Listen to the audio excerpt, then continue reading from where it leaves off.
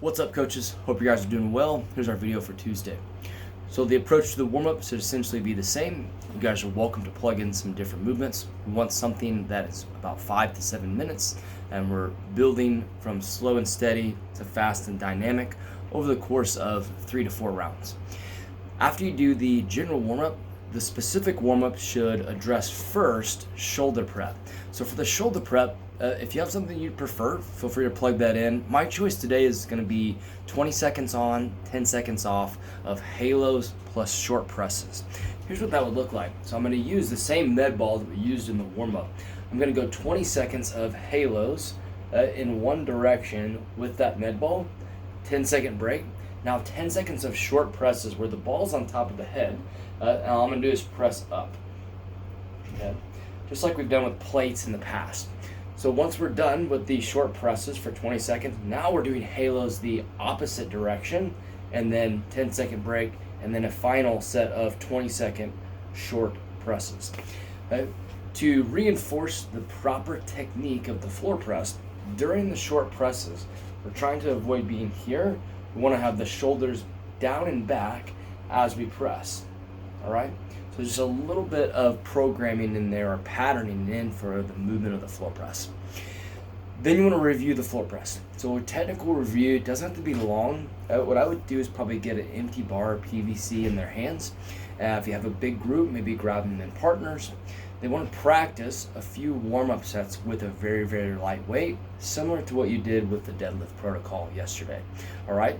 So the points that we're wanting to emphasize here are lats on, that whenever we're grabbing the bar, we're thinking about driving those shoulders down and back. I think about pinching my blades back together, like I'm trying to grab that penny off the floor. Protecting the armpits, whatever cue you want to use. Break the bar. And essentially, the engagement of the upper back through the lats is what we want to focus on. Body tight, right? Just because we're pushing with our arms doesn't mean we need to miss out on full body tightness. So I'm tight through my abs, I'm tight through my legs. I'm connecting everything from toenail to fingernail so that I can produce lots of power. And then we want to make sure we're pausing under tension. A lot of people, as they max today, they're going to lose it when they come down and they let their tension off and they try to reclaim. It makes it really, really tough. And then we're preventing the flaring of the elbows. So they'll immediately lose position and power when the elbows flare. We're working on the lats controlling and keeping those elbows from flaring out. All right? So lats on, full body tightness, pausing under tension, and then keeping the elbows in line with the forearm as we press. Review spotting the floor press. A lot of times during our workouts we didn't have to do this, but today it's a necessity. We want people going for a 1 rep or a 5 rep. As they get heavy, they absolutely need a spotter. So review the steps of doing the floor press with the spotter, and you can do that in combination with that technical review if you like. Mix it up however you want, whatever you feel like is best.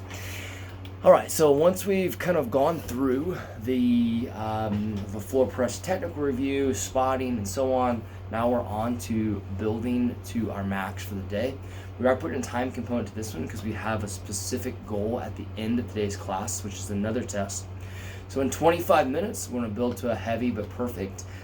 Same tracks here, 1 rep, 5 rep, or for our fitness track, we're going to be doing the 10 rep max with the dumbbells. All right.